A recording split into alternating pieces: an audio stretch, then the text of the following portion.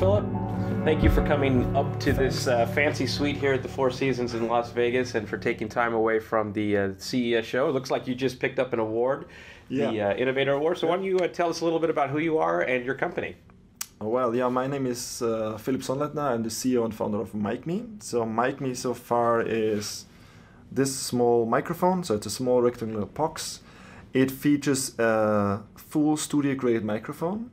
So something you normally find only in a $1,000 microphone. So like a large diaphragm capsule. And it's combined together with an audio recorder. So it's actually quite simple. You just turn it on. You push a button at the top. It starts recording. You talk into it. You record your video, whatever. Push the button again. And then it saves the audio on its internal SD card. So it also has a 16 gigabyte SD card on it. But that's not everything. And it's super nice audio. So there is no device having that nice high-end audio. But it also links wirelessly to your smartphone, meaning that over Bluetooth you can sync the audio right away in real time to your smartphone. And the best part, it syncs the video from smartphone to the audio from the Mikme. So the video you're seeing, Thomas, my co-founder, is now filming with an iPhone 8 Plus with our app, the video, and the audio comes from this Mikme and picks up very nicely the audio. We're gonna get consistent audio no matter where Thomas is moving in the room. We always keep consistent audio. All right, so I watched the demo video, and I have a question before we get all geeky and technical on the product. You have a demonstration of a woman who's singing, and you can hear with and without the Mikme. What is her name? Because she is a fascinating singer. She's got a wonderful voice. So you mean the newest one? This is Elena from Vienna. She's a very young performer from Austria, 21 years old. She's just taking off her career. So she has a very nice voice. And if you listen to that video, then you hear all this, you know, the natural voice. Yes. And a lot of people are not any longer used to it. So once we play back the Mikme audio to a lot of people, they really think, so the first comment is, oh, you're doing noise cancellation. So no, that's the reality. That's how it sounds in reality. Because it seems like a lot of people lost their perception of how audio sounds more like from a studio. Because you know, if you record with the phones have really nice audio, really good microphones for calling, but they do a lot of AI stuff, signal processing stuff to get rid of all the noise around. And this means like they compress stuff, take stuff out, and it's not any longer a normal studio recording where just take the audio and do more or less nothing with it. It's just like the reality. And that seems to be what Mikme gives them. We call it, some people call it super hearing. You hear the reality better than reality actually is. One of the things that I found very interesting about that video was that she's walking around with the Mikme in a very beautiful natural setting, and that it's almost that you're able to take the studio to go. And a lot of people don't know this about me, but I grew up as a musician. I've been in recording studios in and out of my life, and I still record music. And it's quite a very interesting process. As you know, it requires a lot of cables. It requires you to be very stationary. It is not inexpensive if you want to have a good quality recording. And what I found fascinating about this mic was that you were able to replicate literally a studio quality microphone, and in that video I couldn't have thought of a better way to demonstrate the capability of it by showing you someone's voice in just an outdoor setting that sounds like she's right in the studio. So what was the inspiration to create this? Oh, okay, I see. Yeah, so I'm a musician on my own. Before Mikme, I worked as a product manager at AKG, which is a world-renowned microphone company from Austria. So I worked there as a software engineer first, then 5 years product manager, developing software products for wireless systems. Something completely different than that thing. But I'm also a musician on my own. And I always tried, I had all these expensive microphones. I know how to use it. I know the cables, the computer programs, how to set it up correctly. But it just took too long. So at that time when I started Mikme, I had 3 small kids. And then normally, if you have a job, day-to-day job, 3 kids, there's no time left for making your passion come true. So there was maybe 1 hour a week for making music. So if you spend 1 hour per week for music making, sitting in front of the piano, because I'm a piano player, and you spend like half an hour setting up the stuff because you cannot keep it there because you have small kids or your job, it's a little bit frustrating because you spend half of your time you have per week just setting up stuff. And I thought it's basically just a problem for me. But then I talked to professional musicians who said, if you go in the studio, record nicely, then you always hear clicking the clock, because it's expensive, right? And then you have to record, in one day you have to record this one song, and then and that doesn't work nicely with creativity. So if you record your ideas with your phone, then you have nice recordings, but it's not good enough to publish it.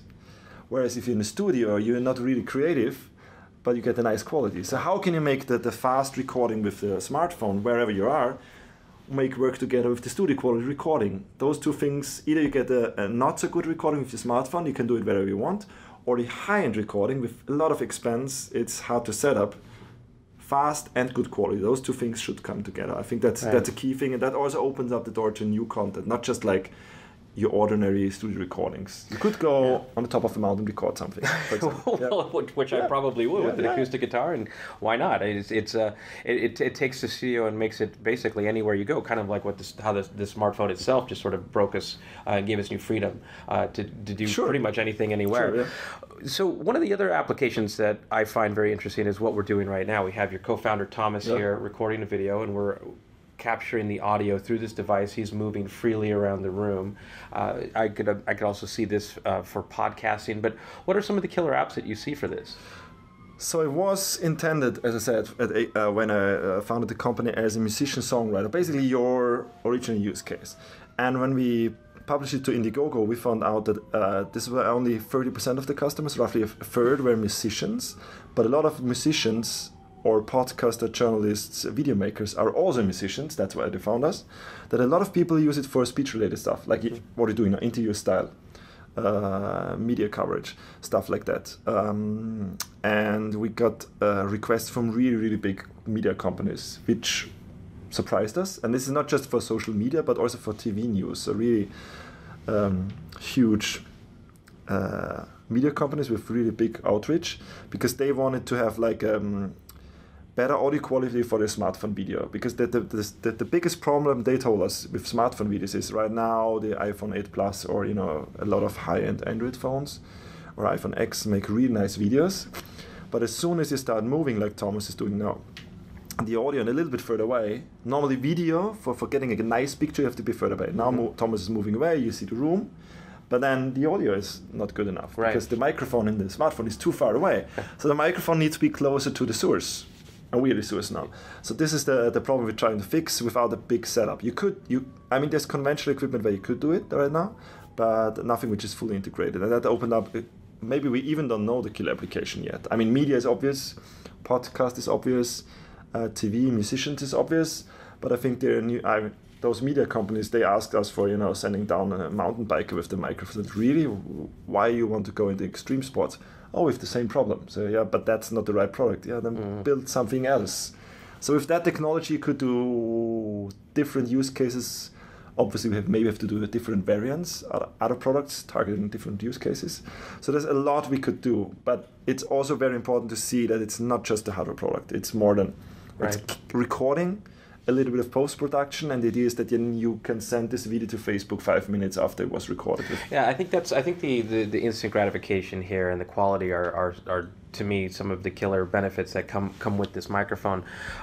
For example, if I do live video or if I record ideas or sometimes I have to record short videos for conferences that I'm going to present at. Say, this is Brian Solis, I'm going to be presenting. Yeah. It's quite an ordeal. I either have to create a stationary tripod and put a boom mic, or they have, there's a lot of different options that you can put attached to a phone. It's not easy, right? It's not easy. I think most recently I even had a wired lav mic that I would use, but no, it's not easy, and I'm tethered. I'm always tethered to something, and in many cases the shotgun mic or the boom mic. I mean, if you're stationary, it's good. It's not bad, but this is a whole different caliber. This is a whole different league. So what I got to imagine that part of your challenge is going to be to convince people that there is a better solution that they might not have thought of, right? And I think part of the thing that I thought frustrated me as an audiophile or maybe an aspiring audiophile is that people are content with white earbuds. And the quality of that sound is just horrible. But once you taste higher quality sound, whether you're receiving it or you're recording it, it changes the game. And so I'd love to hear some of your challenges that you have with this mic, and also some of the ways that people should think about maybe changing how they interact with audio on their mobile devices. So I could talk for hours about the technical challenges, but I think this is more about how important audio is for content. So we had this nice article being published 2 years ago where the header was, where's the GoPro or iPhone of audio? ? Well, it might be Mikme, but even more interesting was the subheader, which was, the secret to great video is audio. And we never briefed that guy of the big publication, and he just had a very long, 2-pager article about why audio is so important. And we see this all the time, that people are really obsessed by video graphics, video resolutions, all those video stuff you see with smartphone manufacturers. That the camera is the most important thing on the phone, which is true. I mean, it's crazy how far you can get with a phone, right? We're recording this on the phone. Like 5 years ago, nobody ever would have made a phone video. The fact that we call it a phone is still funny. Right. Yeah, you have to give it a name because it's now called a smartphone. There was no category for it, and it's the same with the Mikme. So there's no category for it because we really struggled to what is it. So we came up with, okay, it's a Mikme microphone and audio recorder. So the people at least know, okay, they know microphones, they know audio recorder, but it's something in between. But audio, to explain that audio is important. So I struggled it has this high quality microphone capsule, and for musicians. So if you're used to that sound and you listen to those videos we're doing, then you know it. But let's say the average person hears basically no difference between the Mikme for $500 roughly to a $2,500 Neumann microphone, which is quite cool because for good bargain you get like the same quality.